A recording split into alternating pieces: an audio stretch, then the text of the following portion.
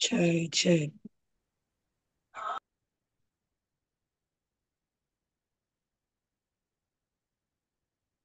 ఈ రోజు మనము శ్రీల ప్రభుపాదుల వారిచే వచించబడినటువంటి శ్రీమద్ భాగవతంలో తృతీయ స్కందము 26వ అధ్యాయము ఎన్నో శ్లోకము 15వ శ్లోకం నుంచి చర్చిస్తున్నాం కదమ్మా. నిన్నటి శ్లోకంలో మనము సాంఖ్య శాస్త్రం సాంఖ్య సాంఖ్యాయతి ఇది సాంఖ్యతత్వంలోని ముఖ్యమైన మూలకాల గురించి అధ్యయనం చేశాం. 24 మూలకాల్ని విశ్లేషణాత్మక అధ్యయనం చేయడమే సాంఖ్య శాస్త్రం యొక్క లక్ష్యం. కానీ ఎందుకని దాన్ని అధ్యయనం చేస్తారు? భౌతిక ప్రకృతిని అంతా కూడా విశ్లేషణాత్మకంగా అధ్యయనం చేయడం సాంఖ్యశాస్త్రం యొక్క ముఖ్య ఉద్దేశం. అది స్థూలమైనటువంటిది, భౌతికమైనటువంటి మూలకాలు, కాల మధ్యస్థంగా ఉండేటువంటిది. అది ఆత్మ మరియు పరమాత్మ, వీటన్నింటికి సంబంధించినటువంటి విశ్లేషణాత్మక అధ్యయనం మనం అవగతం చేసుకోగలిగినట్టయితే మనము సాంఖ్యతత్వాన్ని పరిపూర్ణంగా అర్థం చేసుకున్నాం అన్నమాట. సాంఖ్య సంఖ్య సంఖ్య అనేటువంటిది ఒక నెంబర్ కదా. ఒక సంఖ్య అంటే ఒక నెంబర్. 24 మూలకాలు, వాటి గురించి మనం నిన్న చర్చించుకున్నాం. 5 స్థూల మూలకాలు, 5 ఇంద్రియార్థములు, 5 జ్ఞానేంద్రియములు, పంచేంద్రియములు. కర్మేంద్రియములు. సో ఆ విధంగా 20 అయ్యాయి కదా. 4 అంతర్గత ఇంద్రియములు, మొత్తం 24. దాని తర్వాత సమయము దాని ఆధీనంలో ఉన్నటువంటిది 5వది, 25వది. మనస్సు. వీటన్నింటికి పైన ఉన్నటువంటిది, వీటికన్నిటికీ పైన ఉన్నటువంటిది ఆత్మ, దానికన్నా పైన ఉన్నటువంటిది పరమ. ఆత్మ పరమాత్మ ఇవి ఆధ్యాత్మికమైన.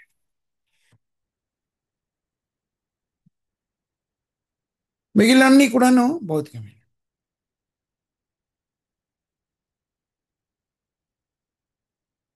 విశ్లేషణాత్మక అధ్యయనం, భౌతిక ప్రకృతి యొక్క విశ్లేషణాత్మక అధ్యయనము ఈ 24 మూలకాల కలయికతో ఏర్పడుతుంది. దానిలోని చలనము అనేటువంటిది ఎలా ప్రకటితమవుతుంది? ఆత్మ యొక్క ప్రవేశం మూలంగా చలనము అనేటువంటిది. భౌతిక ప్రకృతి తన కర్తవ్యాన్ని నిర్వర్తించడానికి ఆత్మ యొక్క ప్రమేయం ఉంటుంది కదా. దీనికి సంబంధించినటువంటి అధ్యయనమే సాంఖ్య తత్వము. ఇక్కడ ఒక పదాన్ని వినియోగించారు,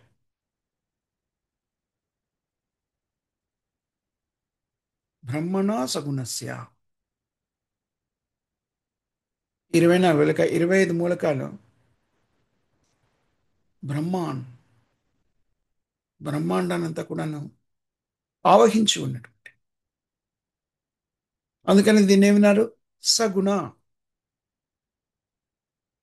సగుణ నిర్గుణ ఈ రెండు పదాన్ని వినియోగిస్తారు కదా. సగుణ అంటే భౌతికమైనటువంటి, నిర్గుణ అంటే ఆధ్యాత్మికమైనటువంటి.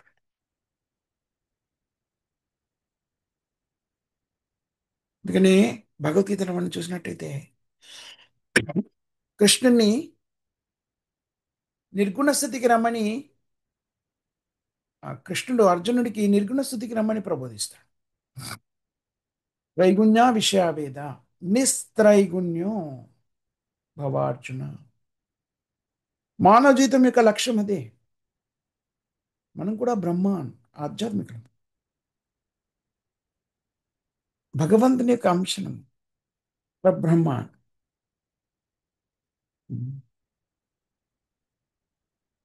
అందుకని మనం కూడా బ్రహ్మాండ తత్వాన్ని అవగతం చేసుకోవడం చాలా కష్టతరమైన విషయం కాదు. నిజంగా మనం అవగతం చేసుకోవాలంటే కష్టతరం కాదు.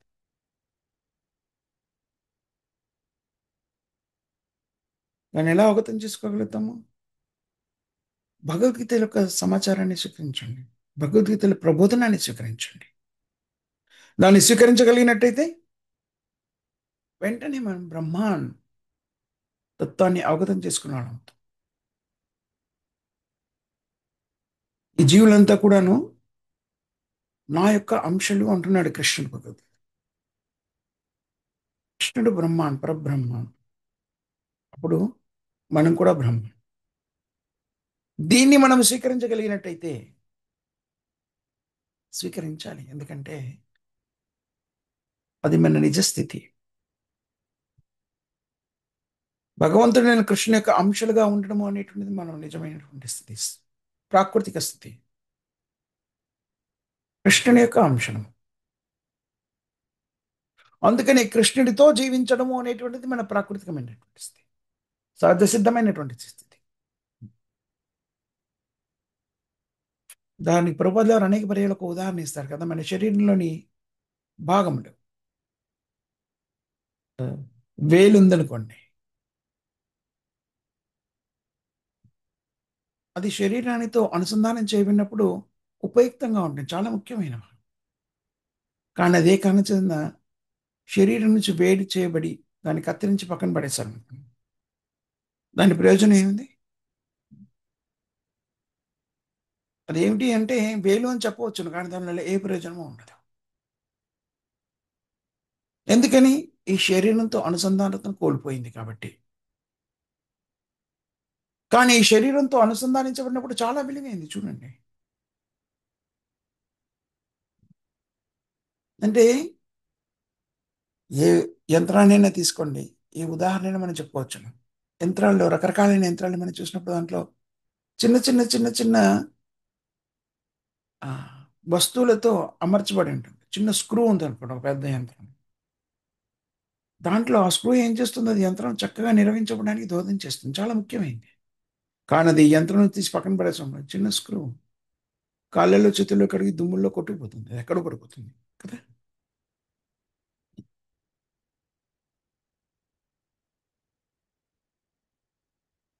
ముఖ్యమైనది కాదు అది. దాన్ని యంత్రం నుంచి తీసి పక్కన పడేస్తే శుభ్రం చేయడంలో వెళ్ళిపోతుంది, అది కనబడి కూడా కనబడదు ఒక్కోసారి. కానీ అది యంత్రంతో అనుసంధానం చేయబడినప్పుడు చాలా ముఖ్యమైన భాగం.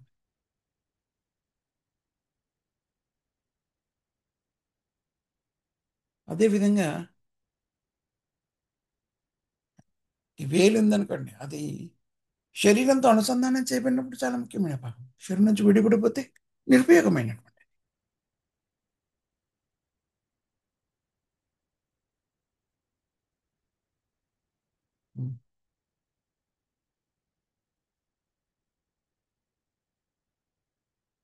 అందుకని మనం ఈ పరిజ్ఞానాన్ని అవగతం చేసుకోవాలి. ఎంత శీఘ్రంగా దీన్ని అవగతం చేసుకున్న అంత శుభకరమైనటువంటి స్థితి మనకి ఏర్పడుతుంది. ఉదాహరణకి ఇందాక మనం యంత్రం గురించి చెప్పుకున్నాం. ఒక చిన్న స్క్రూ యంత్రానికి చాలా ముఖ్యం. అది పోగొట్టుకున్నాం అనుకోండి, వెళ్ళి కొంత ధనాన్ని వెచ్చించి దాన్ని తీసుకొని రావాలి, విలువైంది అది. కానీ అది ఎప్పుడు దాని విలువ ఆ యంత్రంతో అనుసంధానం చెందినప్పుడు మాత్రమే దానికి విలువ. యంత్రంతో అనుసంధానం చేయకపోతే దానికి పెద్ద విలువ ఏం లేదు. అదేవిధంగా మనం కూడాను భగవంతుని యొక్క అంశము, ఆధ్యాత్మిక రేణువులం.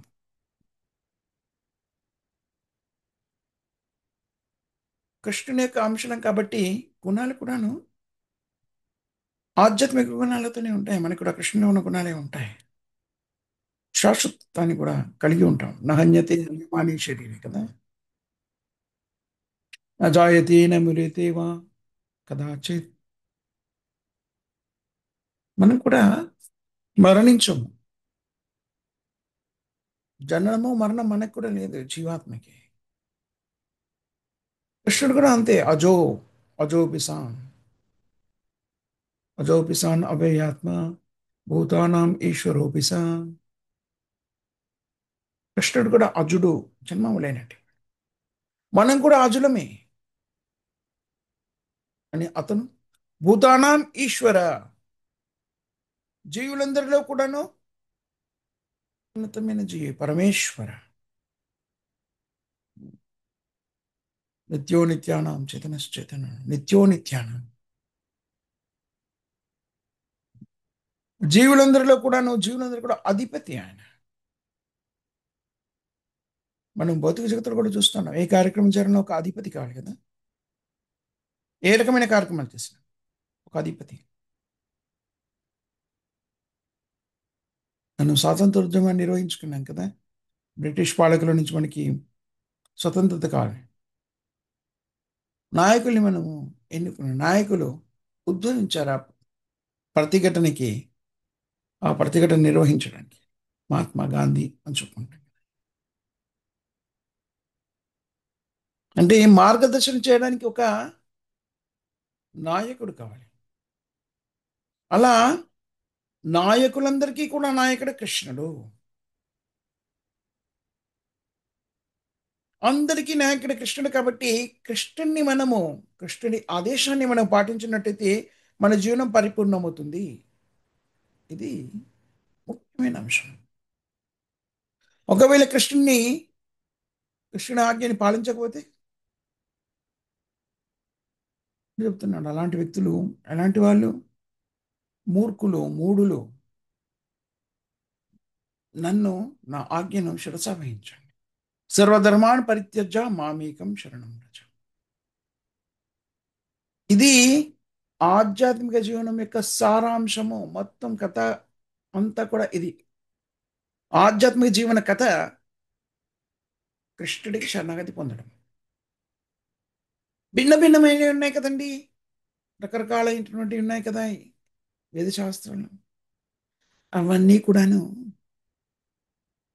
కృష్ణుడికి శరణాగతి పొందొద్దు అనుకున్నప్పుడు మనం మానసికంగా చేసేటువంటి కాల్పనిక స్థితుల గతులకి అనుభూతి చెందడానికి అవకాశం కల్పిస్తూ కృష్ణుడు ఏర్పరిచినటువంటి విధానాలు అవన్నీ కూడా. నిజానికి ఆధ్యాత్మిక జీవనం యొక్క సారాంశం ఏమిటి? కృష్ణుడిని శరణాగతి పొందండి, అంతే. సింపుల్, చాలా సులభం కదా.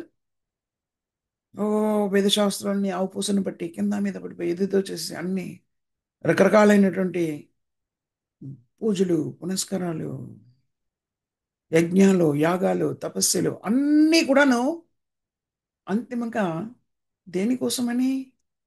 మన నిజ స్థితిలో, ప్రాకృతిక స్థితిలో నిలవడానికి. ప్రాకృతిక స్థితి ఏమిటి? జీవేర స్వరూపే కృష్ణ నిత్య, కృష్ణుని యొక్క సేవలో నిత్యమై ఉండడం, ఇది లక్ష్యం.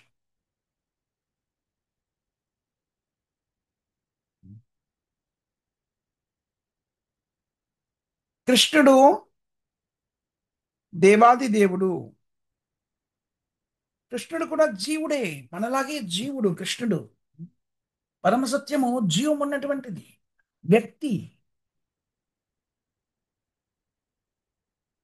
నీలాగే నాలాగే కృష్ణుడు కూడా వ్యక్తి. కానీ మనకన్నా భిన్నుడు. ఎలా భిన్నుడు? షడైశ్వర్య సంపూర్ణుడు. అందుకని అతన్ని ఏమన్నారు? భగవాన్. మనని భగవాన్ అనడానికి ఆస్కారం లేదు, ఎందుకంటే మనం షడైశ్వర్యాల్లో పరిపూర్ణులం కాదు. మనకు ఆ ఐశ్వర్యాలన్నా కూడాను అల్పంగా ఉంటాయి, పూర్ణంగా ఉండవు. అందుకని మనం ఏమేమో సగుణ. కృష్ణుడు సగుణుడు కాదు. సగుణ అంటే ఏమని చెప్పుకున్నాం అర్థము? భౌతికమైన. నిర్గుణ అంటే ఆధ్యాత్మికమైన అని చెప్పు కదా. దీన్ని బట్టి మనకి ఏం బోధపడుతుంది? మనమంతా సగుణ. కృష్ణుడు నిర్గుణ, ఆధ్యాత్మికుడు. మళ్ళీ నిర్గుణ అంటే నిరాకారము అనుకోక, నిర్గుణాలు లేవు, రూపాలు లేవు, అసలు ఏం లేదు, శూన్యం కాదు. భౌతికమైనటువంటి గుణాలు లేకపోవడం నిర్గుణ అంటే అర్థం.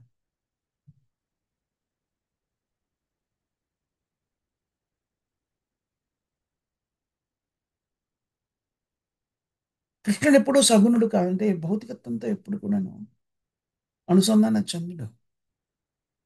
నిరాకారవాదులు, మాయావాద సిద్ధాంతులను చెప్పుకునేవాటి ఉంటారు. భగవంతుడు భౌతిక జగత్తులో ప్రకటితమైనప్పుడు సగుణుడు అవుతాడని అంటే భౌతికమైనటువంటి త్రిగుణాలకి లోబడిపోయి భౌతిక శరీరాన్ని పొందుతాడు. అది తప్పుడు సిద్ధాంతం. బ్రాహ్మణ సగుణస్య, అది కదా ఇక్కడ చెప్పబడింది. సగుణస్య బ్రాహ్మణ. ఈ 25 మూలకాలు, ఈ 25 మూలకాలతో వ్యాప్తి చెంది ఉంటాడు.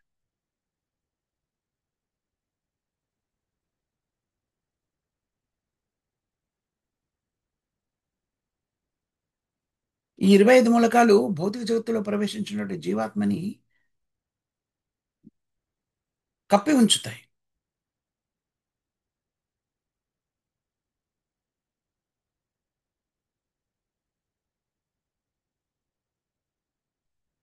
ఇక్కడ కపిల దేవుడు కానీ కృష్ణుడు కానివ్వండి, కపిల దేవుడే కృష్ణుడే. జీవాత్మ, మామూలు జీవాత్మకి ఈ మూలకాలన్నీ కూడాను కప్పి ఉంచుతాయి. కానీ దేవాది దేవుడైన కృష్ణుడు కానివ్వండి, లేకపోతే ఇక్కడ కపిల దేవుడు కానివ్వండి, వాళ్ళు సగుణులు కాదు, ఎప్పుడు నిర్గుణులే. అంటే ఆధ్యాత్మిక స్థితిలో ఉంటాయి. నిర్గుణ గుణాచ. భగవద్గీతలో భగవంతుడు చెప్తున్నాడు తాను నిర్గుణుడనని. కానీ గుణాలన్నిటికీ అధిపతి తానేని, గుణాలు నియంత్రించేది తానని. కృష్ణుని నియంత్రించే వాళ్ళు ఎవరు లేరు, ఏమీ లేదు. మమ మాయ గుణమయి, దైవీయేష గుణమయి కదా. మమ మాయా దురత్తే. ఈ మాయాశక్తి నా శక్తి.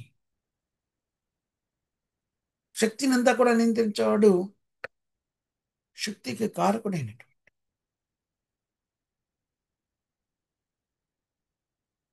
చూడండి, మనకు కొంత శక్తి ఉందనుకోండి, దాన్ని నియంత్రించేది ఎవరు? మనమే నియంత్రిస్తాం కదా. వాళ్ళు చాలా బలిష్టమైనటువంటి శరీర సౌష్ఠవాన్ని కలిగి ఉన్నాడు. ఎంత శక్తిశాలి అంటే తన చేతులతోని ఎవరైనా సంహరించే శక్తి కూడా కలిగి ఉంటే కలిగి ఉండవచ్చు. ఎవరైనా గాయపరిచేటువంటి శక్తి కానివ్వండి, సంహరించే శక్తి కానీ ఉండవచ్చు.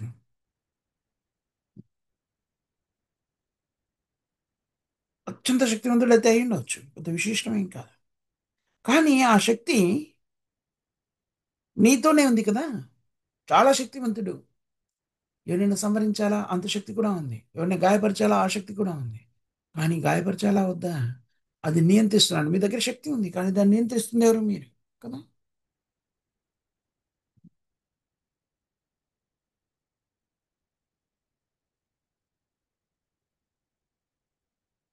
అంటే ఎవరి నుంచి వచ్చే శక్తి ఉద్భవిస్తుందో ఆ శక్తిని నియంత్రించగలిగిన వాడు అతనే.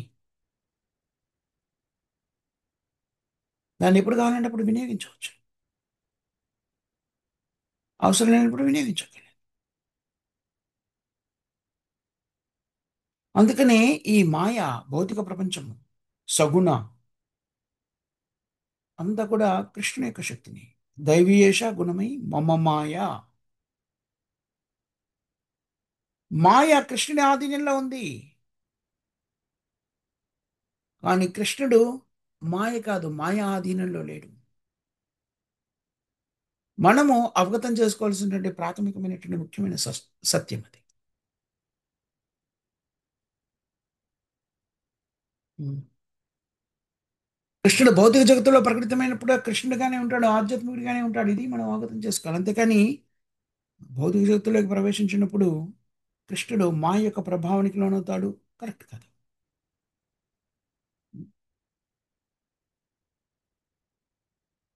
నిరాకారవాదులు అయితే చెప్తారు ఏమిటి, భౌతిక జగత్తులో ప్రకటితమైనప్పుడు కృష్ణుడు కూడా భౌతిక శరీరాన్ని పొందుతాడు అని.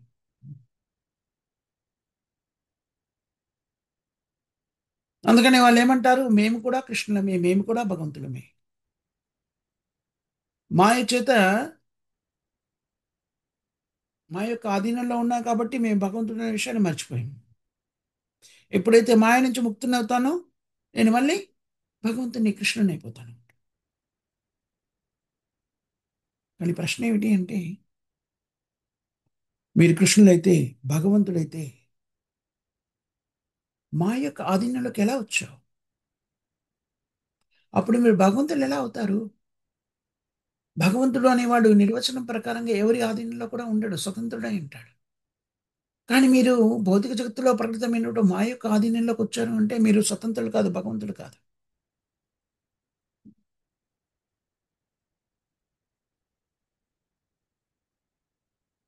బ్రిటిష్ యొక్క ఆ, బ్రిటిష్ వాళ్ళ రాజ్యాంగంలో ఒక వాక్యం ఉంటుంది. ఏమని?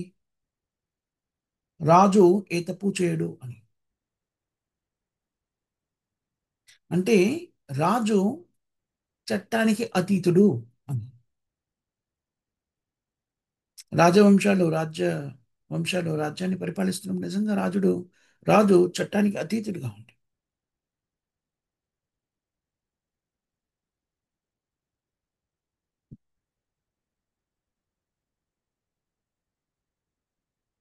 రాజు ఎప్పుడు ఏ దోషము చేయడు అనేటువంటిది. ఎందుకని? చట్టము రాజుతే నిర్దేశితమవుతుంది.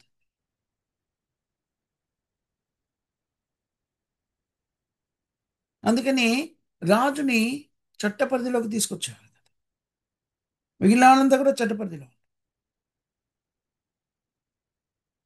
మంత్రులైనా కూడాను రాజు యొక్క చట్టంలో చట్ట పరిధిలో ఉంటారు. కానీ రాజు చట్టానికి అతీతుడిగా ఉంటాడు.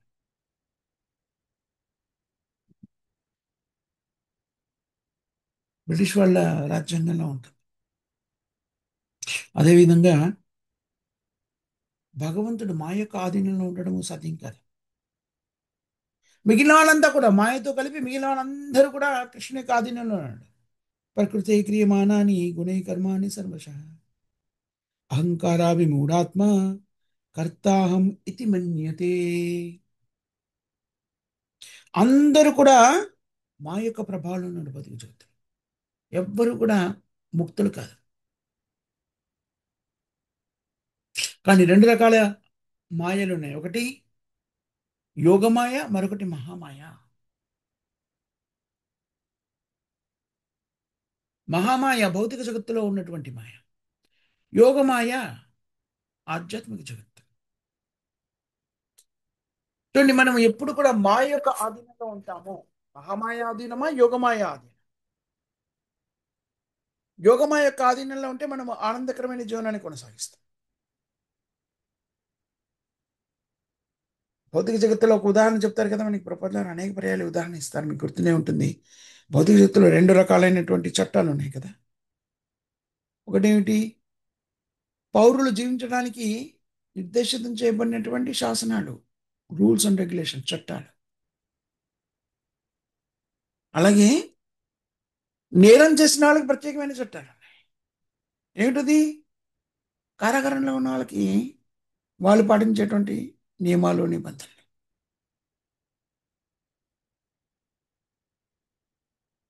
మనమంతా కూడా ఏదో ఒక ఈ శాసనాల యొక్క ఆధీనంలో, ఏదో ఒక చట్టపు శాసనాల ఆధీనంలో ఉండాలి. ఈ రెండు శాసనాలు కూడాను ఎవరి ఆధీనంలో ఉంటాయి? ప్రభుత్వ ఆధీనము, లేకపోతే రాజు యొక్క ఆధీనంలో.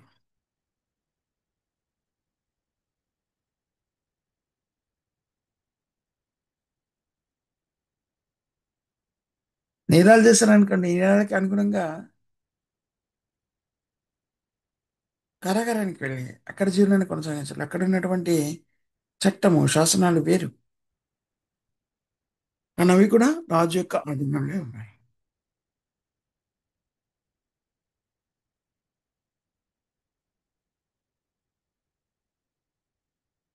బాహ్య జగత్తులో ఉంటాయి. అంటే కారాగారంలో లేకుండా ఉంటే కొంత స్వతంత్రత కలిగి ఉన్నాం.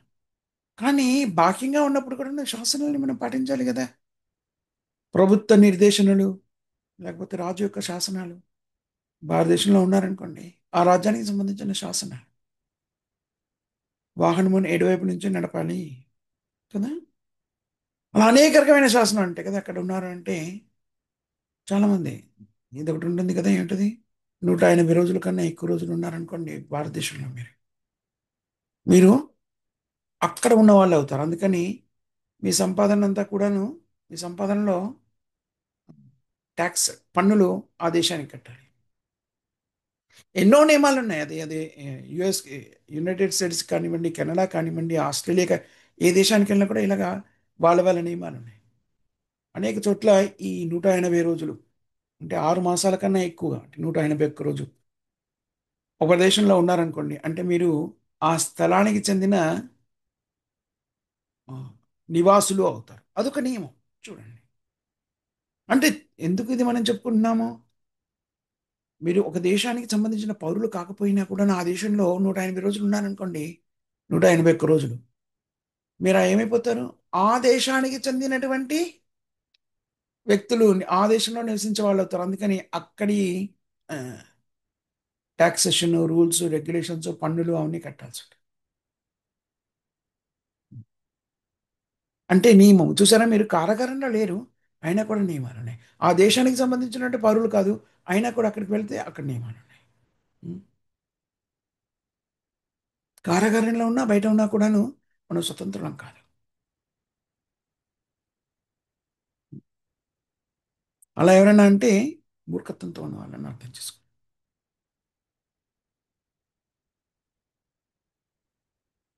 నాస్తికులు అంటారు నేను భగవంతుని విశ్వసించను అంటారు. అది మూర్ఖత్వం. మీరు భగవంతుని విశ్వసించవచ్చు, విశ్వసించకపోవచ్చును, కానీ భగవంతుని యొక్క నియంత్రణలోనే మీరున్నారు విశ్వసించకపోయినా. ఇప్పుడు చూడండి, ఎవరైనా అన్నారనుకోండి, ప్రభుత్వమా, నేను అసలు విశ్వసించను. అంత మాత్రం చేత ప్రభుత్వ నియమాల నుంచి మీరు ముక్తులు కాలేదు. విశ్వసించకపోయినా ప్రభుత్వ నియమాలు మీ మీద అమలు చేయబడతాయి.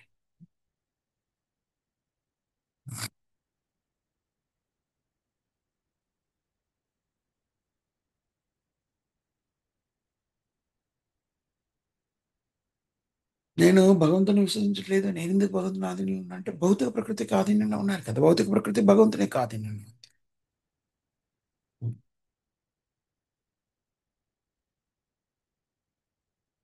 మనము ముక్తులము కాదు. జన్మ కర్మ, జన్మ మృత్యు జరావాది దుఃఖ దోషాను దర్శనం. మీరు ఎంత పెద్ద వ్యక్తులైనా సరే భౌతిక జగత్తులో, గొప్ప శాస్త్రవేత్తలు అవచ్చు, పెద్ద వ్యాపారవేత్త అయి ఉండవచ్చును, దేశానికి అధిపతి అయి ఉండవచ్చును,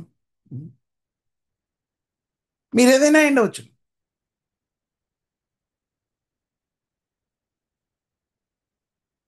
నేరభూయిష్టమైనటువంటి నేరస్తులకు నిర్వహించబడేటువంటి చట్టాలు ఎలా ఉంటాయో అలాంటి చట్ట పరిధిలో మనం ఉన్నాము. జన్మ, మృత్యు, జర, వ్యాధి.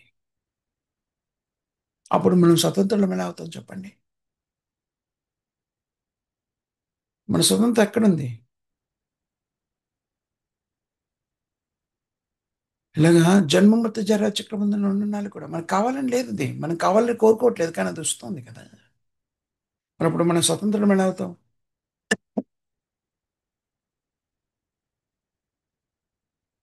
స్వతంత్రం కాదు కాబట్టి నేను ధర్మాన్ని పాటించను, దేన్ని విశ్వసించను, శాస్త్రాలను విశ్వసించను, పర్యవసానం అనుభవించాలి. ప్రభుత్వం అంటే నాకు ఇష్టం లేదు, వాళ్ళ నియమాన్ని నేను అంగీకరించను, అతన్ని గుర్తించను, రాజుని గుర్తించను, అయినా సరే ఇక్కడ ఉన్నప్పుడు రాజ నియమాలన్నీ కూడా శాసనాన్ని పాటించి తీరవలసిందే. దాని ఆధీనంలోనే ఉంటాము.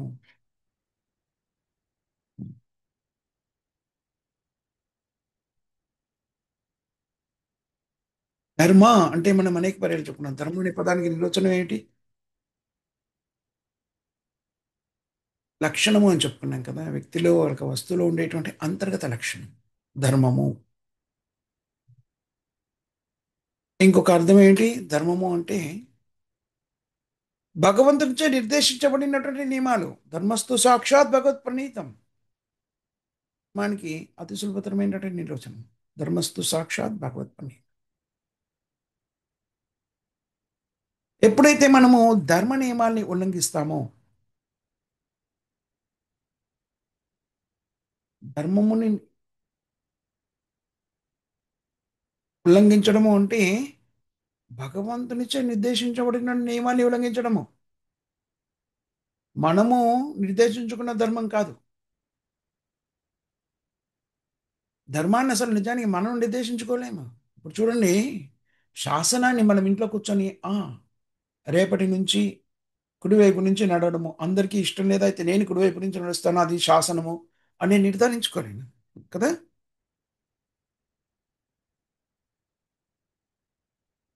ఉమ్. అంటే మనతే నిర్దేశితమైంది కాదు ధర్మము అంటే, అధిపతులతో నిర్దేశించబడుతుంది ధర్మం. ఇంట్లో కూర్చొని మనం ధర్మాన్ని ఇది నా ధర్మము అని చెప్పలేము. ధర్మం ఏమిటో నిజానికి వేద శాస్త్రంలో ఇప్పటికే ఇవ్వబడింది. ఏమిటది? నిజమైన ధర్మం అంటే సర్వధర్మాన్ని పరిత్యజ్య మామేకం శరణం రజ. ఉపాధుల ద్వారా మనం ఏర్పరచుకున్నటువంటి ధర్మాన్ని అన్నిటి కూడా వదిలేసి కృష్ణుని సేవలు నిత్యమేయడము, అది ధర్మము. మిగిలిన ధర్మాలన్నీ కూడా మనం ఏవైతే భావిస్తూ ఉంటామో అవన్నీ కూడా ధర్మాలుగా పిలువబడతాయి, కానీ అవి కాదు నిజమైన ధర్మం. అవన్నీ కూడాను మోసపూరితమైనటువంటి ధర్మ ప్రోజిత కైతవం. కైతవం మోసపూరితమైన.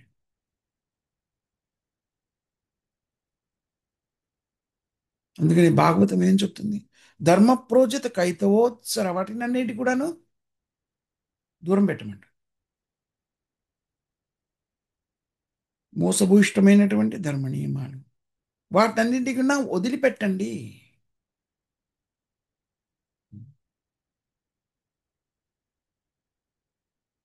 ఇవన్నీ కూడా నిజానికి అవసరం లేదు. ఏంటి?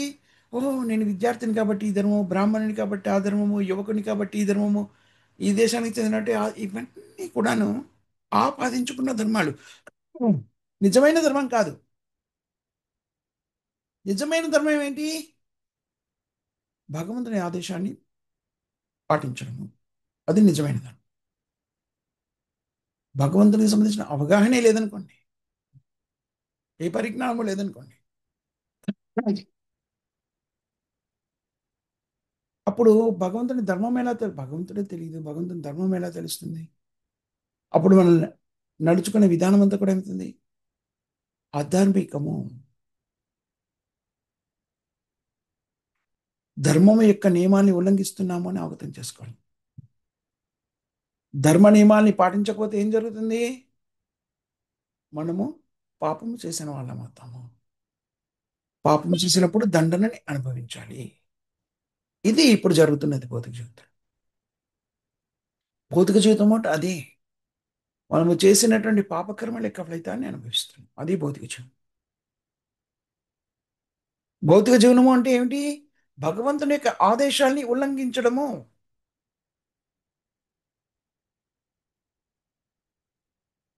భగవంతుని యొక్క ఉనికిని నిరాకరించడము, అంగీకరించకపోవడం, తన్ను తానే భగవంతుడయ్యేటువంటి ప్రక్రియలో నిమగ్నమవడం, ఇవన్నీ కూడా భౌతికమైన కార్యక్రమాలు.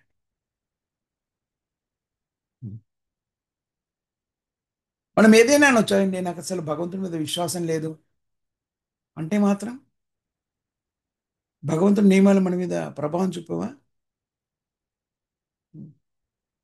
మృత్యు, జర, వ్యాధి రావా? నేను భగవంతుని విశ్వసించున్నా కాబట్టి అవన్నీ కూడా భగవంతుని ఆధీనంలోనే కాబట్టి నా మీదకి రావు అనడానికి ఆస్కారం లేదు కదా. మనం అంగీకరించుకున్నా అంగీకరించకపోయినా కూడాను చట్టం, శాసనం మనని తన నియంత్రణలో ఉంచుకుంటుంది.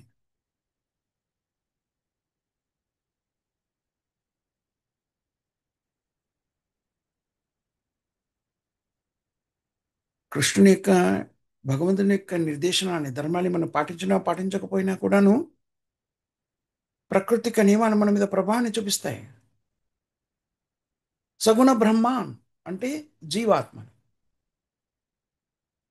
సగుణ బ్రహ్మాన్ అంటే భగవంతుడు కాదు, కృష్ణుడు కాదు. సగుణ బ్రహ్మ జీవాత్మ.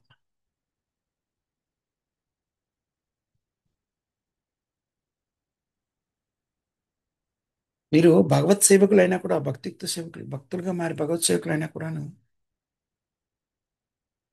ఉం, భగవంతులు కాదు మీరు. మనమంతా కూడా.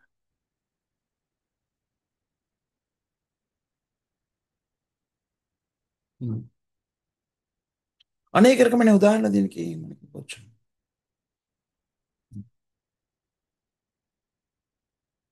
సామాన్య వ్యక్తి ఇంకొక సామాన్య పౌరుని, మరొక పౌరుని కొట్టాడు అనుకో, వెంటనే అది నేరం అవుతుంది. దానికి శాసనం ఉంది. దాన్ని మనము ఉల్లంఘించలేము. కానీ అధికారి, అధికారం ఉన్నటువంటి వ్యక్తి, పోలీసులు ఒక్కొక్కసారి నేరస్తుల్ని కొడతారు కదా. అది వాళ్ళలా కొడితే నేరము అని చెప్పబడి, మనం ఎవరినైనా సంవరించామనుకోండి, ఎదుటి వ్యక్తి నచ్చలేదు అని ఆయన హత్య చేశారనుకోండి, అది నేరం. కానీ సైనికుడు దేశం మీదకి వస్తున్నటువంటి శత్రువులు ఉంటారు కదా, వాళ్ళందరూ ఎందరినో సంహరిస్తున్నాడు. కానీ సైనికుడు నేరస్తుడు కాదు కదా. ఎందుకని? సైనికుడు అలా ఆ దేశం మీదకి అక్రమంగా వచ్చే వాళ్ళని సంహరించమని, లేకపోతే దాడి చేసే వాళ్ళని సంహరించమని అధినేత ఆదేశాన్ని ఇచ్చారు. ఆ ఆదేశానికి అనుగుణంగా సంహరణ జరుగుతుంది కాబట్టి అతను చేసినది నేరము కాదు. ఒకరు కాదు, ఇద్దరు కాదు, వందల వేల మందిని సంహరించినా కూడా నేరం. ఎందుకని? ప్రభుత్వం యొక్క ఆదేశానికి అనుగుణంగా పాటిస్తున్నాడు. ప్రభుత్వ ఆదేశానికి అనుగుణంగా. అదే పద్ధతి ఇక్కడ కూడా వినియోగించబడుతుంది.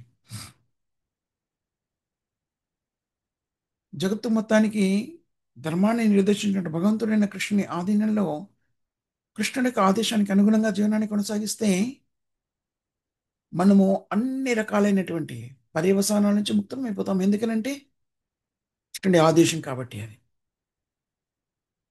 చూడండి, హత్యనే చేస్తాడు. ఇక్కడ సైనికుడు కూడా హత్య చేస్తున్నాడు, కానీ శిక్షార్హుడు కాదు. ఎందుకని? ఇది ఉన్నతమైనటువంటి అధికారుల యొక్క ఆదేశాన్ని పాటిస్తున్నాడు. అందుకని భగవద్గీతలో చెప్తారు కదా, 14వ అధ్యాయంలో 26వ శ్లోకం, మాంచయో అవ్యభిచారేణ భక్తి యోగేన సేవతే సగుణాన్ సమతీత్యత్యం బ్రహ్మ భూయాయ కల్పతే. ఎవరైనా సరే భగవత్ సేవలో నియుక్తమైనటువంటి తక్షణ మొత్తం వ్యక్తి నిర్గుణుడవుతాడు, అంటే ఆధ్యాత్మిక స్థితిలోకి చేరుకుంటాడు. సగుణాన్ సమతీత్యత్యం,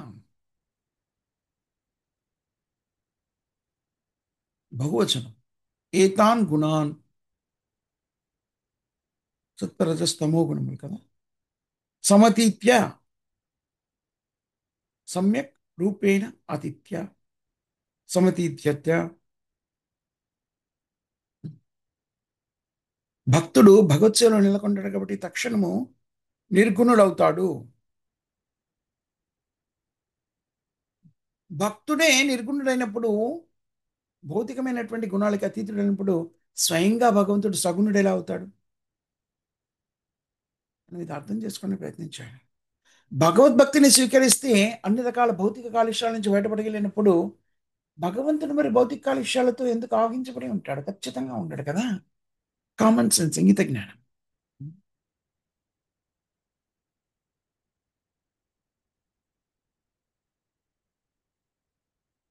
మన తర్కాన్ని వినియోగించినట్టు, ప్రాథమికమైనటువంటి తర్కాన్ని వినియోగించిన మనకు అవగతం అవుతుంది. మనము భక్తులం అయ్యామనుకోండి, భగవద్భక్తులం అయ్యామనుకోండి, కృష్ణ భక్తులము,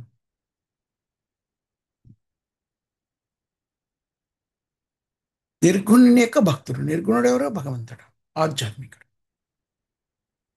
ఆధ్యాత్మికుడైన భగవంతుని యొక్క భక్తిత్వ చూడనట్లయితే మనం కూడా నిర్గుణుల మొత్తము ఆధ్యాత్మిక స్థితికి చేరుకుంటాం.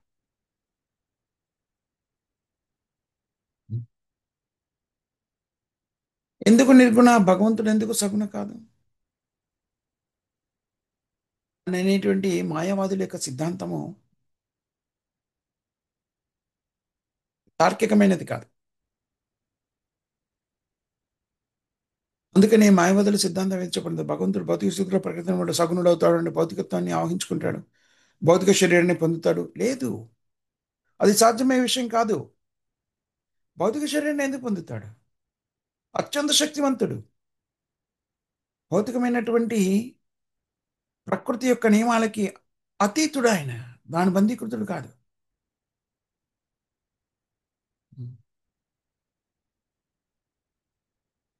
చూడండి, మనం ఆసుపత్రి, వ్యాధిగ్రస్తుడైనటువంటి వ్యక్తి ఆసుపత్రికి వెళ్తాడు. మామూలుగా ఆసుపత్రికి వెళ్ళే వాళ్ళని ఏమంటాం? వ్యాధిగ్రస్తులు అంటాం. వాళ్ళని ఔషధం ఇవ్వడానికి, వాళ్ళని బాగుపరచడానికి రోజు వైద్యుడు కూడా ఆసుపత్రికి వెళ్తాడు. కానీ వైద్యుడు మిగిలిన వాళ్ళలాగా రోగగ్రస్తుడు కాడు కదా.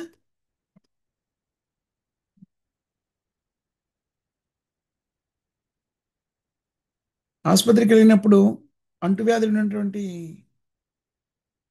వ్యక్తుల మధ్యలోకి వెళ్తున్నాను అనుకోండి, వైద్యుడికి తెలుసు ఇది అంటువ్యాధులు ఉన్నటువంటి ప్రదేశం కాబట్టి నేను కొన్ని జాగ్రత్తలు తీసుకోవాలి, అవన్నీ తీసుకొని వెళ్తాడు ఆయన కదా. అందుకని సగుణ అనేటువంటి పదము మాయావాద సిద్ధాంతుల ప్రకారం సగుణ, సగుణ ఆరాధన, నిర్గుణ ఆరాధన. సగుణ ఆరాధన అంటే మనం అర్చ విగ్రహాన్ని ఆరాధిస్తాం కదా, రూపాన్ని, అది సగుణ ఆరాధన. ఎప్పుడైతే నిరాకార బ్రహ్మం మీద ధ్యానమగ్నుడు అవుతాడో అది నిర్గుణం. అది వాళ్ళ సిద్ధాంతం. కానీ విషయం ఏమిటి అంటే, నిర్గుణ అంటే రూపము లేనటువంటి దాని మీద మనసుని కేంద్రీకరింపజేయడం సాధ్యం కాదు. రూపం ఉంటేనే కదా దాని మీద మనసుని కేంద్రీకరింపజేస్తాము. రూపము లేని దాని మీద ధ్యానం చేయడం సాధ్యం కాదు.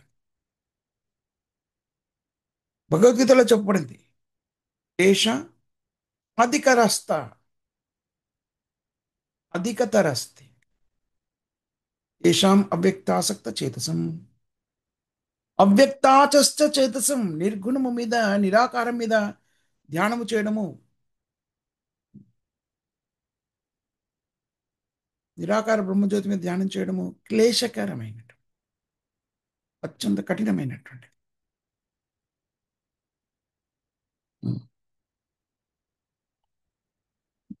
రూపము లేని దాని మీద మనసుని కేంద్రీకరింప చేయడం అనేటువంటిది మనకు తెలియదు, సాధ్యం కాదు. క్లేశకరంగా, కష్టంగా అది చేసే ప్రయత్నం చేస్తే కూడాను క్లేశ అధికతరస్త్ తేషాం అవ్యక్తాసక్త చేతసం. కానీ భక్తుడు కృష్ణుడి రూపం మీద మనసుని కేంద్రీకరణ చేస్తాడు. మందిరంలో కృష్ణుని విగ్రహాన్ని హరే కృష్ణ హరే కృష్ణ నీ రూపం. ఓ, ఇక్కడ కృష్ణుడు ఉన్నాడు చూడండి, ఇక్కడ రాధారాణి ఉన్నారు, అర్చ విగ్రహం. అర్చ విగ్రహ రూపంలో కృష్ణుడు ప్రకటితమవుతాడు మనకి దర్శనం ఇవ్వడానికి. మన భౌతిక కళ్ళతోని భగవంతుని యథాస్థితిలో మనం చూడలేము. కానీ మనము చూడగలిగేటువంటి పదార్థంలోకి ప్రదర్శించి కృష్ణుడు మన భౌతిక కళ్ళతో చూసేటువంటి అవకాశాన్ని కల్పిస్తున్నాడు. తద్వారా మనం కృష్ణుని కీర్తించగలుగుతాం, కృష్ణుని స్ఫురించగలుగుతాం కదా. కృష్ణుడు ఆ రూపాన్ని ఎందుకు స్వీకరించాడు? మనచే సృష్టించబడానికి సంసిద్ధుడే స్వీకరించాడు. మనచే చూడ్డానికి అంగీకరించి అర్చవిగ్రహంలోకి ప్రవేశించాడు. మనం సేవ చేయడానికి అనుగుణంగా అర్చవిగ్రహంలో ప్రకటితమవుతాడు. అందుకని మనము అర్చ విగ్రహము అంటాము, దాన్ని ఒక బొమ్మ అనం కదా, లేకపోతే శిల అనం. అర్చ విగ్రహ, కృష్ణుడు విగ్రహాన్ని కలిగిన, రూపాన్ని కలిగిన సచ్చిదానంద విగ్రహ. ఈశ్వర పరమకృష్ణ సచ్చిదానంద విగ్రహ. దీన్ని మనం ఎప్పుడు గుర్తుపెట్టుకోవాలి. సగుణ, సగుణ అంటే ఏమిటి? బ్రహ్మాన్. సగుణ బ్రహ్మాన్ అంటే ఏమిటి? మనము జీవాత్మని, కృష్ణుడు కాదు, భగవంతుడు కాదు. భగవంతుడు సగుణ కాదు, నిర్గుణ. నిర్గుణ అంటే ఆధ్యాత్మికుడు అని అర్థం ఇక్కడ. భౌతికమైన గుణాలకి అతీతుడు, అంతేకాని రూపం లేకపోవడం అని కాదు. మళ్ళీ తప్పుగా అర్థం చేసుకోకూడదు. ఏతాత్ ఈశస్య ఈశానాం, అది భగవంతుని యొక్క అధీకృత. భౌతిక జగత్తులోకి కూడాను తన ఇచ్ఛానుసారంగా ప్రకటితమవుతాడు కృష్ణుడు. భౌతికమైనటువంటి గుణాలతో ప్రభావితుడు కాడు. అది ఈశానాం. లేకపోతే అతను ఈశ్వరుడు ఎలా అవుతాడు? ఈశ్వరుడు అంటే అధిపతి, పరమేశ్వరుడు అత్యంత అధిపతి, అన్నింటికీ అధిపతి. భౌతిక జగత్తులోకి వచ్చినప్పుడు కూడా భౌతిక భౌతిక జగత్తు యొక్క అధిపతిని భౌతిక జగత్తు చేత లేకపోతే ప్రకృతి చేత నియంత్రించబడినట్టయితే అతను అధిపతిలా అవుతారు.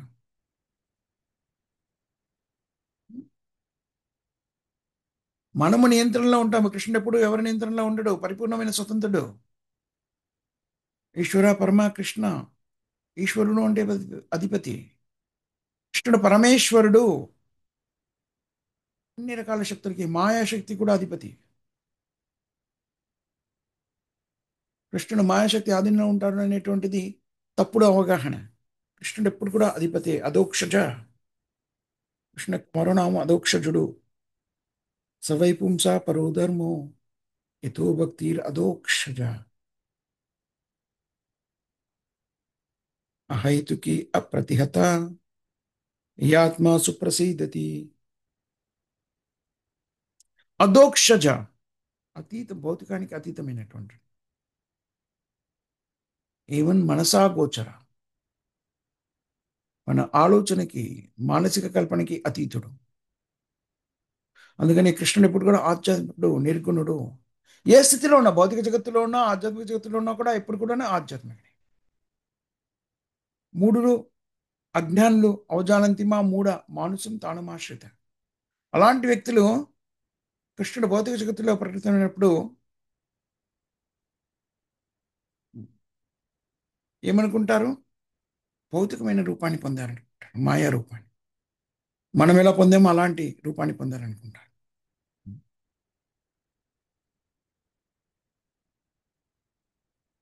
తదాత్మానం సుజామ్యం. మూడులు కృష్ణుడు కూడా తమ రూపం లాంటి రూపాన్ని కలిగి ఉన్నాడు అనుకుంటారు. అది సత్యం కాదు. ఈ సగుణ బ్రహ్మ, నిర్గుణ బ్రహ్మ అనే పదాలకు ఉన్నటువంటి వ్యత్యాసాన్ని మనం అవగతం చేసుకోవాలి. దాని మధ్యలో ఉన్న తేడాని గ్రహించాలి. ఎప్పుడు కృష్ణుడు నిర్గుణ బ్రహ్మాన్ అంటే ఆధ్యాత్మిక స్థితిలో ఉన్నటువంటి వాడు. మనము సగుణ బ్రహ్మాన్. మనం బ్రహ్మాన్ మాత్రమే, పరబ్రహ్మాన్ కాదు. అందుకని మనం బ్రహ్మాన్ మాత్రమే కాబట్టి భౌతిక త్రిగుణాల యొక్క ప్రభావానికి లోనవుతాం, ప్రకృతికి ఆధీనంలో ఉంటాం. అందుకని మన కర్తవ్యం ఏమిటి? మన ఈ స్థితి, మన బాధ్యత, మన కర్తవ్యం ఏమిటి? ఈ 25 మూలకాల నుంచి బయటపడాలి. అది ఎప్పుడు సాధ్యమవుతుంది? కృష్ణుడు ఎప్పుడు ఎలాగైతే ప్రకటితం చేశాడో, సగుణాన్ సమతీత్యత్యాన్ బ్రహ్మభూయాయ కల్పతే. ఏమిటది? మాంచయో అవ్యభిచారేణ భక్తి యోగేన సేవతే. భక్తిత్వ సేవలో నెలకొన్నప్పుడు మాత్రమే మాం అవ్యభిచారేణ, ఇంకా దేనితో కలగకుండాను, కర్మమిశ్ర భక్తి, జ్ఞానమిశ్ర భక్తి అలాంటి మిశ్రితం కాదు, ఎలాంటి కలుషితాలు లేకున్నా విశుద్ధమైనటువంటి పరిపూర్ణమైన విశ్వాసంతో, దృఢ సంకల్పంతోని ఏకాంక్షేణ ఒకే ఒక లక్ష్యాన్ని ఏర్పరచుకొని కృష్ణుని సేవలో నియుక్తమైన అది భక్తి. అది ఎలాంటి కల్మషాలు లేకుండా. అన్యాభిలాషిత శూన్యం, అది ఎలాంటి ఆకాంక్ష. అన్యాభిలాషిత శూన్యం జ్ఞానకర్మాది. అన్యాభిలాషిత శూన్యం జ్ఞానకర్మాది ఏంటది శ్లోకం? అది జ్ఞానకర్మాది అనావృతం. భౌతికమైన కోరికలు ఏమీ లేకుండా, భౌతిక జన్మ కర్మ అది అన్ని రకాలైనటువంటి జ్ఞానకర్మ అది.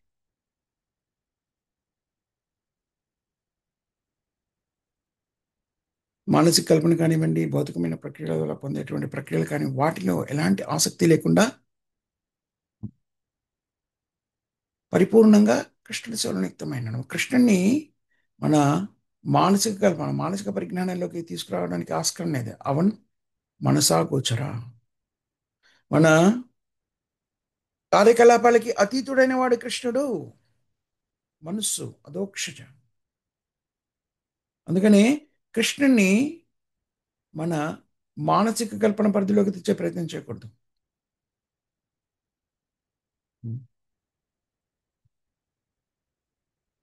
అందుకని అలా చేస్తే ఏమని చెప్పబడింది? ప్రభుపాదుల వారు ఒక పదాన్ని వినియోగిస్తారు, మీకు గుర్తునే ఉంటుంది. డాక్టర్ ఫ్రాగ్, బావిలో కప్ప. బావిలో కప్పకి అ- ఎన్నో పరిమితులు ఉన్నాయి. ఈ సముద్రం యొక్క స్థితిని అవగతం చేసుకోలేదు ఊహ ద్వారా, సాధ్యం కాదు. అవన్ మనసా గోచర. అందుకనే భగవంతుడికి సంబంధించిన పరిజ్ఞానాన్ని ఊహాజనితంగా అవగతం చేసుకునే ప్రయత్నం చేయకూడదు. అని ఎప్పుడు కూడా మనం అవగతం చేసుకోలేము. మానసిక కల్పన ద్వారా భగవంతుణ్ణి అవగతం చేసుకోవడం, రకరకాలైనటువంటి తత్వ మార్గాలు ఆ విధంగా అవగతం చేసుకునే ప్రయత్నం చేస్తాయి మానసిక కల్పన ద్వారా. మానసిక కల్పనతోనే భగవంతుని చేరుకోలేము, సాధ్యం కాదు. ఎందుకంటే మన ఇంద్రియాలన్నీ కూడా పరిమితమైనటువంటివి. ఈ పరిమితమైనటువంటి ఇంద్రియాలతో పరిజ్ఞానాన్ని సంతరించుకొని అపరిమితమైనటువంటి భగవంతుణ్ణి చేరుకోలేము, సాధ్యం కాదు.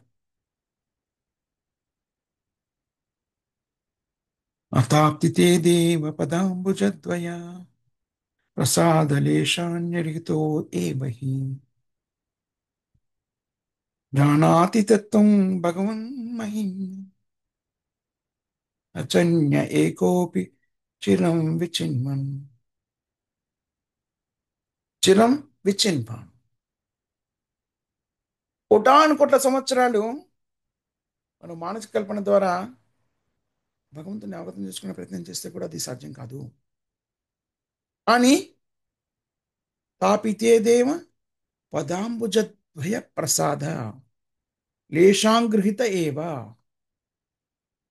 కానీ భగవంతుడైన కృష్ణ యొక్క కృపని పొందినట్టయితే, అహైతుకమైనటువంటి కృపని, క్షణం భగవంతుడికి సంబంధించిన పరిజ్ఞానం మనకు లభిస్తుంది కదా. సేవోన్ముఖాహి సేవోన్ముఖోహి జీవాదు స్వయం ఏవా స్ఫూర్ధయత. కృష్ణుడు స్వయంగా తన కృప ద్వారా తనకు చెందిన పరిజ్ఞానాన్ని మనకు అందిస్తాడు. ఆ కృపని మనం పొందే విధానం ఏమిటి? అది కూడా భగవద్గీతలో చెప్పబడింది. భక్త్యామాం అభిజానాతి యవన్యాశ్చాస్మి తత్వతః. కృష్ణుని యొక్క కృపని భక్తియుక్త సేవలను నియుక్తమవడం ద్వారా అతి సులభంగా పొందగలుగుతాము. భక్తియుక్త సేవను నెలకొనడం ద్వారా కృపను పొందుతానన్నారు, కానీ మీరు పరిజ్ఞానాన్ని సంతరించుకోండి జ్ఞానేనా కర్మేనా అని చెప్పలేదు, భక్తేనా అన్నాడు. లేకపోతే జ్ఞాన కర్మ యోగ ఏం చెప్పలేదు. పరమసత్యాన్ని అవగతం చేసుకునే విధానం అది కాదు. అంత పురోగతి సాధిస్తే సాధించవచ్చు కాక, కానీ పరిపూర్ణమైన సత్యాన్ని అవగతం చేసుకోండి. అవన్ మనసా గోచర. కేవలం భక్తి యోగం ద్వారా మాత్రమే కృష్ణుడికి సంబంధించిన పరిజ్ఞానాన్ని అవగతం చేసుకోగలుగుతాం. భక్తి యోగాన్ని స్వీకరించాలి. భక్తి యోగాన్ని స్వీకరించడం అంటే పత్రం పుష్పం ఫలం తోయం యోమే భక్త్యా ప్రయచ్చతి. కానీ కర్ములు జ్ఞానుల చేత అందించబడినటువంటి కృష్ణుడు స్వీకరించాడు. అమాయకులను యుక్తమైన వాళ్ళు కానీ జ్ఞానులు కానీ కృష్ణుని దరిచేరలేరు. వారు సమర్పించడాన్ని స్వీకరించడం సాధ్యం కాదు. భక్తి అంటే జ్ఞానకర్మాది అనావృతం, అన్యాభిలాషిత శూన్యం. జ్ఞానకర్మాది అనావృతం. మానసిక కల్పనలతో భగవంతుని అవగతం చేసుకునే ప్రయత్నం చేయడము, కామ్యకర్మల ద్వారా భగవంతుని అవగతం చేసుకునే ప్రయత్నం చేయడం సాధ్యం కాదు. ఆ ప్రక్రియ ద్వారా వ్యక్తి సత్వగుణ సంపన్నుడు కాగలడేమో కానీ అంతకన్నా ముందుకెళ్ళాడు.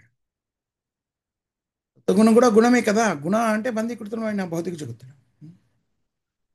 గుణాల ప్రభావంతో ఉంటే సగుణ అంటే ఇక్కడే భౌతిక జగత్తు భౌతికమైనటువంటిది. నిర్గుణ స్థాయిని చేరుకోవడం అంటే ఆధ్యాత్మిక స్థితిని చేరుకోవడం, అది భక్తి అండి. మనం సగుణంలో ఉంటే ఎంత ప్రయత్నం చేసినా కూడా అన్ని ప్రయత్నాలు కూడా మనం ఎక్కడ దాకా సత్వగుణం వరకు తీసుకెళ్తాయి అంతే. బ్రాహ్మణికల్ ప్లాట్ఫామ్ అంటే ఏమిటది? సత్యం, సమ, ధమ, తితీక్షరం, ఆర్జవం, జ్ఞానం, జ్ఞానం విజ్ఞానం, ఆస్తిక్యం, బ్రహ్మ కర్మ స్వభావజం. 18 అధ్యాయం 42 శ్లోకం చెప్తాడు. ఆ స్థితిలో ఉన్నప్పుడు భగవంతునికి సంబంధించిన పరిజ్ఞానాన్ని అవగతం చేసుకోవడం సులభతరం అవుతుంది. సితం సాత్వతే ప్రసీదతి. కానీ ఆధ్యాత్మిక జగత్ యొక్క జ్ఞానము సత్వగుణంలో ఉంటే రాదు. సత్వగుణం దాన్ని ఇవ్వదు. సత్వగుణాన్ని కూడా అధిగమించాలి. శుద్ధ సత్వంలోకి ప్రవేశించాలి. అప్పుడు మాత్రమే అవగతం చేసుకో. భౌతిక జగత్తులో సత్వగుణం అంటే బ్రాహ్మణత్వం వరకు వెళ్ళొచ్చు. కానీ ఆ స్థితిలో ఉన్నప్పుడు రజోగుణ ప్రభావం కానీ తమోగుణ ప్రభావం కానీ మన మీద ప్రభావాన్ని చూపించవచ్చు. శుద్ధ సత్వ స్థితిలోకి వెళ్ళేంత వరకు కూడా ప్రమాదకరమైన స్థితిలో ఉంటుంది. శుద్ధ సత్వ స్థితి అంటే సాత్వం, విశుద్ధం, వసుదేవ, శబ్దితం. అది విశుద్ధ తత్వం. వసుదేవ, వాసుదేవ. వసుదేవుడు వసుదేవ స్థితికి వెళ్తే వసుదేవుడి నుంచి వాసుదేవుడు ప్రకటితమే. వాసుదేవుడు అంటే కృష్ణుడు.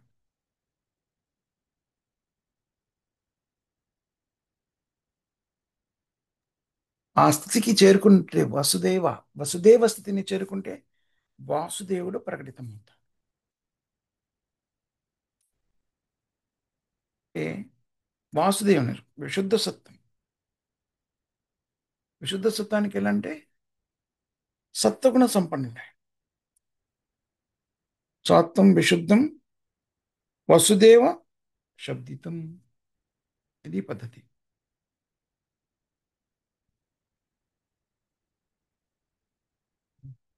ఈ విధానాన్ని మనం స్వీకరించినట్లయితే దేవుడు ఇక్కడ మయా ప్రోక్త భగవంతుడు తెలియజేస్తున్న కపిల దేవుడు స్వయంగా భగవంతుడు కదా. భగవంతుడు భౌతికుడు, సగుణుడు కాదు అని స్వయంగా భగవంతుడు ఆ విషయాన్ని ప్రబోధిస్తున్నాడు.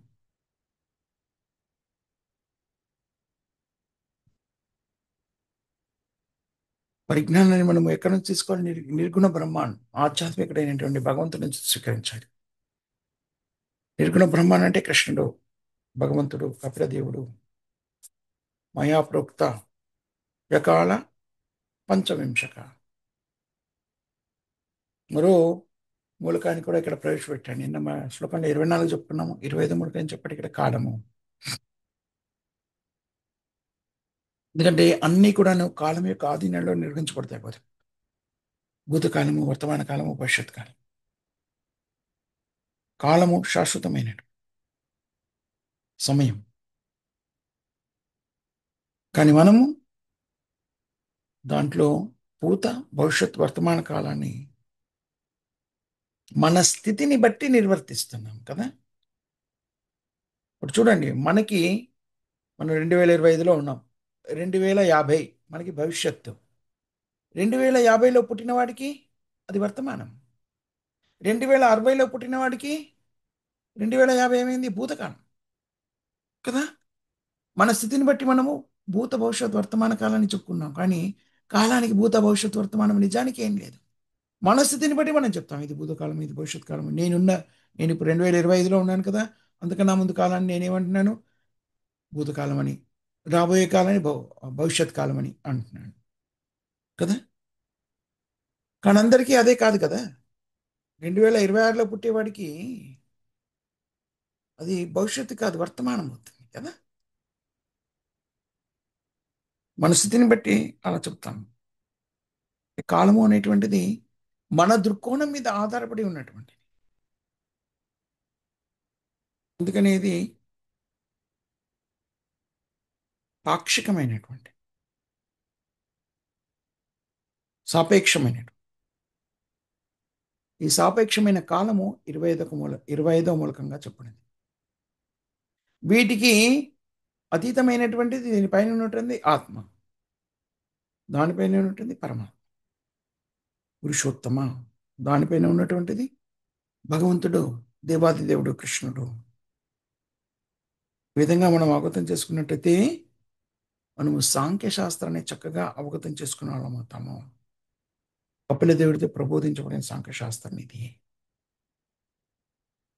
ఇక్కడ నా పెద్ద మాతాజీ సింపౌజీస్, ఎవరికైనా క్వశ్చన్స్ కామెంట్స్ ఏమైనా ఉంటే చర్చిద్దాం.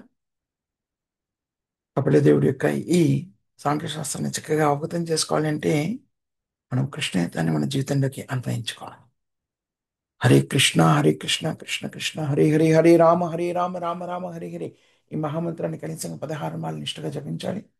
భక్తుల సాంగత్యంలో జీవనాన్ని కొనసాగిస్తూ కృష్ణ ప్రసాదాన్ని మాత్రమే స్వీకరిస్తూ కృష్ణుని యొక్క దివ్యమైన శ్రవణించడం, కీర్తన చేయడం ద్వారా మనం కృష్ణయితాన్ని స్వీకరించినట్టయితే క్రమ పద్ధతిలో మనము పరిపక్వతని చెందుతున్నప్పుడు, కల్మషాలన్నీ తొలగిపోయినప్పుడు ఈ సత్యాన్ని మనం సంగ్రహించగలుగుతాము, భగవంతునికి సంబంధించిన సత్యాన్ని. విశ్లేషణాత్మక అధ్యయనంలో మనము సాంఖ్యశాస్త్రం ద్వారా తెలుసుకోవాల్సింది 24 మూలకాలు నిన్న చర్చించినటువంటివి. 25వ మూలకము కాలము, 26వ మూలకం ఏమిటి, ఆత్మ. దానికన్నా అది కాలానికన్నా ఉన్నతమైన స్థాయిలో ఉంది, ఆత్మ కన్నా ఉన్నతమైన స్థాయిలో ఉన్నటువంటిది పరమాత్మ. దానికన్నా ఉన్నతమైన స్థాయిలో ఉన్నటువంటిది భగవంతుడు, కృష్ణుడు. హరి హరి బో. ఎవరికేమీ క్వశ్చన్స్ కామెంట్స్ లేకపోతే ఈనాటి కార్యక్రమాలను ఒకసారి పునరావృతం చేసుకునే ప్రయత్నం చేద్దాం. 7 గంటల 30 నిమిషాలకి హిందీలో భగవద్గీతను చర్చిస్తాము. 10:30 నుంచి 11 జపయజ్ఞ కార్యక్రమం, 11 నుంచి శ్రీల ప్రభుపాద గారి గ్రంథాల నుంచి శ్రవణము, పఠనము, విశ్లేషణాత్మక అధ్యయనం ఉంటుంది. దాని తర్వాత మళ్ళీ 5:30 నుంచి 6:30 వరకు మనము భక్తి రసామృత సింధు నుంచి చర్చిస్తాము. 6:30 నుంచి 7 వరకు జపయజ్ఞ కార్యక్రమం నిర్వర్తించుకుంటాము. కాబట్టి భక్తులంతా కూడా ఈ ఆధ్యాత్మిక కార్యక్రమంలో భాగస్తులే రోజంతా కూడా కృష్ణ చైతన్యంతో గడపాల్సిందిగా విజ్ఞప్తి. ప్రేమతో ఏం చెప్తారమ్మా? జగద్గురు శ్రీల ప్రభుపాదికి హరి. ఎవరు చెప్తున్నారా?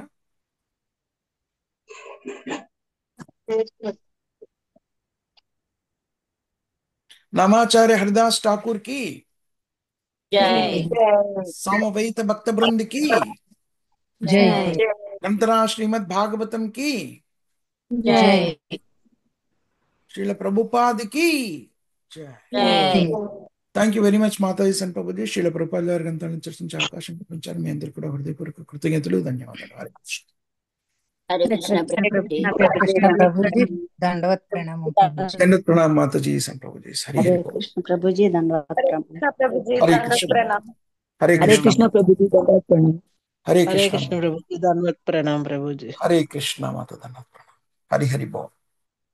హరే కృష్ణ ప్రభుజీ దండవత్ ప్రణామం. దండవత్ ప్రణామం మాత. హరే